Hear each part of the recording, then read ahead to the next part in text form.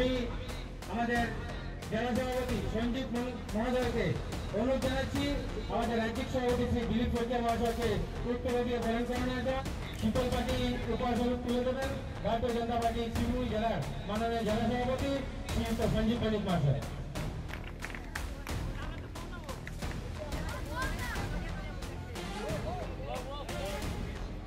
আর এটা সম্ভব হয়েছে একমাত্র নরেন্দ্র মোদীজির আসামের প্রতি থাকা সংবেদনশীল নেতৃত্ব দায়িত্ব।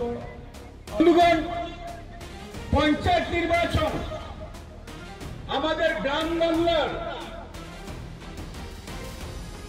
উন্নতির সাথে মিলেমিশে আছে।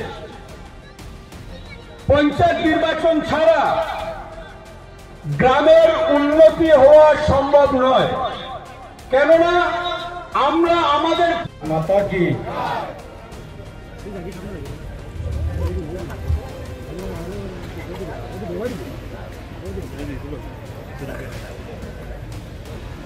আজকে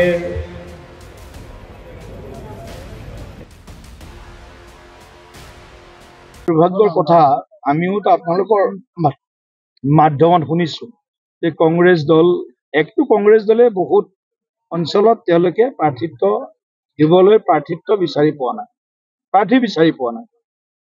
এইটো এটা কংগ্ৰেছৰ প্ৰথম মানে বিড়ম্বনা।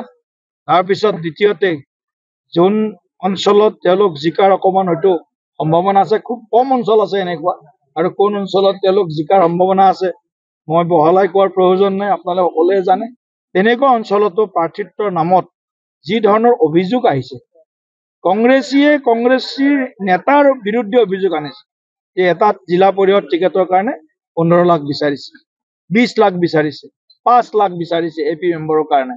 এইটো এটা ভয়ংকৰ এটা অভিযোগ। মই ভাবো কংগ্ৰেছ দলে এইটো কংগ্ৰেছৰ যিটো তেওঁলোকৰ দুৰ্নীতি ভ্ৰষ্টাচাৰৰ যিটো পূৰ্বৰ যিটো পৰম্পৰা আছিল, সেই পৰম্পৰাটো এতিয়াও পাহৰি যোৱা নাই।